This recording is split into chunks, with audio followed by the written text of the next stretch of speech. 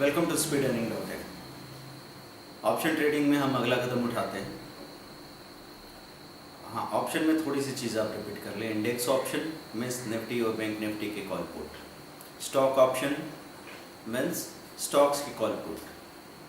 तो करीब 40-45 ऐसे स्टॉक ऑप्शंस हैं जिनमें रेगुलर वॉल्यूम होता है। आप टॉप गेनर एनएसी में जब देखते हैं, टॉप लूजर एनएसी में जब देखते हैं, वहाँ से आप डिसाइड कर सकते हैं कि किसके कॉल पुट में हम काम कर सकते हैं। आप कोई भी टॉप गेनर टॉप लूजर देखें, साथ में इंडेक्स में जाके सेक्टर देख लीजिए। अगर आपको ऐसा दिखता है कि लूज़र टॉप लूज़र है टाटा मोटर और ऑटो सेक्टर भी गिर रहा है, तो आप इसको चुन लीजिए। अगर आपको लगता है ऐसा कि टॉप गेनर है डीएलएफ और रियल्टी सेक्टर भी प्लस में है और निफ्टी भी उसको सपोर्ट कर रही है, तो हम कॉल को चुन सकते हैं। पर हम आपको जो तरीके बता रहे हैं वो आपको लगभग सेफ ही रखते हैं। यहाँ या तो आप बराबरी में रहते हो या आप प्रॉफिट में बाहर निकलते हो। तो आपका तरीका ये रहेगा कि आप एक पोजीशन बना लें। स्ट्रेडल हो सकता है, स्ट्रेंगल हो सकता है। स्ट्रेडल मीन्स कॉल पुट दोनों को बाई कर रहे हैं, स्ट्रेंगल मीन्स दोनों को सेल कर रहे हैं, या फिर स्प्रेड है, एक को खरीद रहे हैं एक को बेच रहे हैं। तो उसके हिसाब से हम लोग पोजीशन बना सकते हैं। जो भी पोजीशन हो, अगर आपको ऐसा लगता है कि 30-40 हज़ार रुपये एंगेज होने के बाद में मुझे 1000 रुपये भी मिल रहे हैं, कभी भी ऐसा डिफरेंस आया, बुक करो, बाहर निकल। एक बार सुबह पोजीशन बनाई तो चांसेस है कि आप 11:30-12 बजे तक बुक कर लें। अगर एक 40 पे पोजीशन बनाई तो चांसेस है 2:30-3 बजे तक आप बुक करके बाहर आ सकते हो। क्योंकि 2% से ज़्यादा का रिटर्न आपकी कैपिटल पे अगर मिल रहा है, वो भी पूरी सेफ्टी के साथ, कि बाज़ार अचानक पलट के लोअर सर्किट या अपर सर्किट हो जाए तो भी आप सेफ रहोगे, तो फिर परेशानी क्या है। तो अब हम बात कर रहे हैं इस सेक्शन में पुट के साथ में स्प्रेड। तो पुट किस लिए होता है? मंदी के लिए, बियरिश मूवमेंट के लिए। तो एक है बियर पुट स्प्रेड, ये तो आपको समझ में आ जाएगा कि पुट से हम मंदी करेंगे। कैसे करेंगे? कि महीने की शुरुआत में मतलब पहले एक्सपायरी से लेके 2-3 दिन तक तो प्रीमियम एकदम बढ़ सकती है। उसके बाद जैसे ही रेंज आएगी तो अगले 4-5 दिन में दोनों प्रीमियम टूटेगी, कॉल की भी पुट की भी, दोनों पॉसिबिलिटी है। इतना टाइमिंग मेंटेन करना और ऐसे ही चीज़ों का प्रेडिक्टेबल होना तो आसान है नहीं। आपको पता है मार्केट कॉम्प्लेक्स है, जिसको हम सिंप्लीफाई करने की कोशिश कर रहे हैं, पर ये मार्केट कॉम्प्लेक्स है तो कॉम्प्लेक्स रहेगा। ठीक है, तो हम बात ये कर रहे हैं कि हो सकता है कि अचानक रेंज बाउंड हो जाए बाजार और कॉल पुट की प्रीमियम गिरने लग जाए। हो सकता है अचानक से मूवमेंट आ जाए और एकदम से भाग जाए बाजार। तो स्प्रेड उसका सॉल्यूशन है।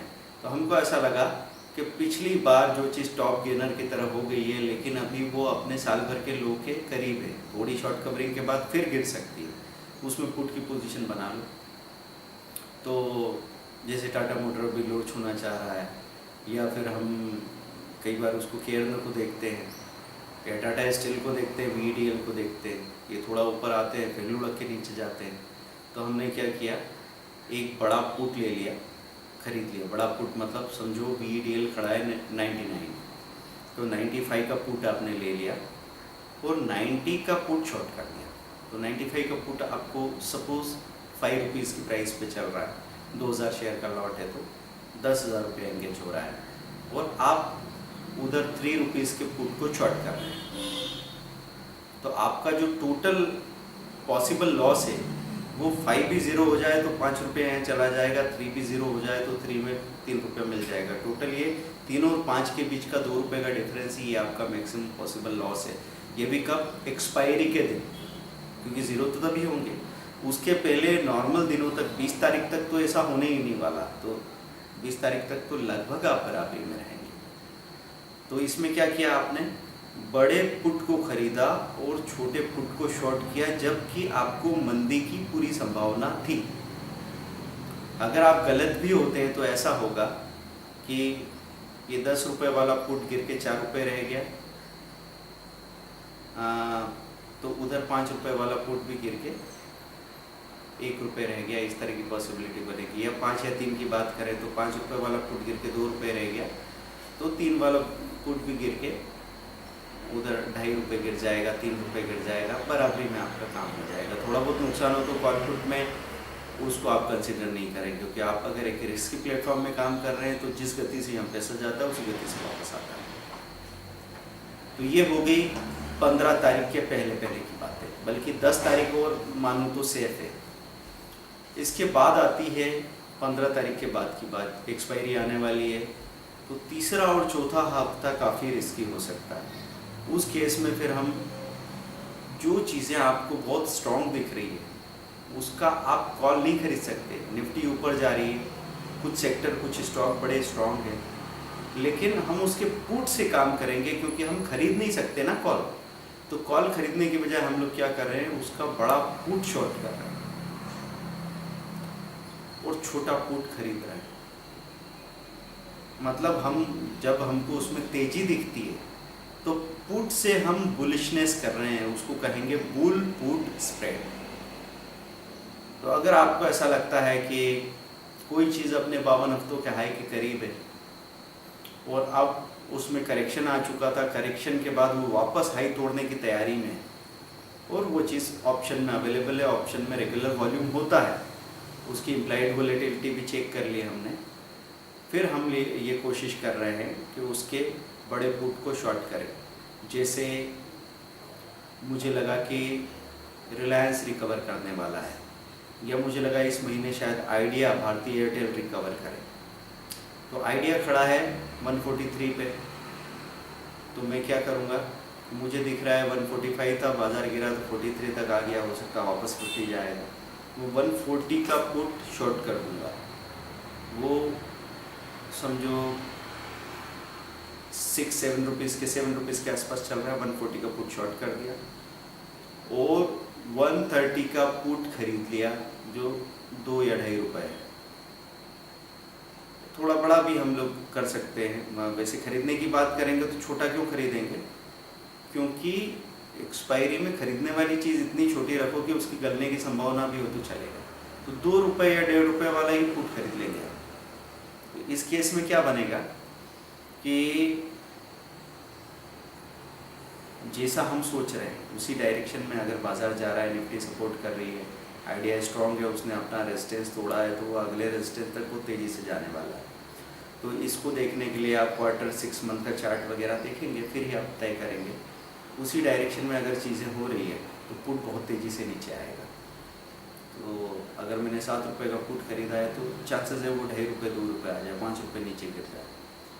और जो पुट शॉर्ट किया मैंने 7 रुपये का, वो 2-2.5 रुपये आ गया, और जो पुट मैंने 2 रुपये में ख़रीदा था वो 50 पैसे रह गया। तो डिफरेंस क्या आ गया, आपको इधर 7 से 2 में 5 रुपये मिल रहे हैं और उधर आपके 1.5 रुपये जा रहे हैं, तो भी 3.5 रुपया बच रहा है। 2000 शेयर का लॉट है तो 7000 रुपये कमा लिया। इसका उल्टा हो तो क्या हो, इसका उल्टा होगा तो ऐसा होगा कि एकदम से गिर गया आइडिया, जो बढ़ने की संभावना थी वो नहीं बढ़ा, वो तो गिर गया एकदम से, तो कहाँ जाएगा वो। समझो मुझे 2 रुपये वाला पुट जो मिला है वो 135 का भी नहीं मिला, मुझे तो मिला 125 की प्राइस का, आइडिया गिरा 142 से, तो किधर चला जाएगा, 15-17% नीचे जा सकता है, 120 से 125 के बीच में आएगा।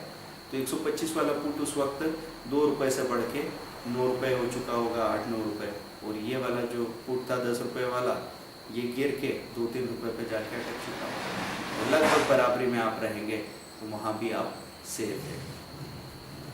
तो कॉल पुट में 1-2 रुपये का डिफरेंस अगर बना रह जाए तो दोबारा काम करने की ताकत आपके पास रहेगी, और किसी भी दिन की तेज़ी में हम सवार होके वो 2-3 रुपये का प्रॉफिट निकाल के ला सकते हैं, लॉस भी कवर हो जाएगा, प्रॉफिट भी हो जाएगा। जब आप किसी चीज़ को लगातार देखेंगे तो आपको इस चीज़ की पकड़ बराबर आ जाएगी कि उस चीज़ में मूवमेंट किस तरीके से हो रहा है, और 10-20 बार आप उसका चार्ट देख लेंगे, इधर उधर की सारी न्यूज़ देख लेंगे, धीरे धीरे आपको सच दिखने लग जाएगा। ऑब्जर्वेशन का यही फ़ायदा है।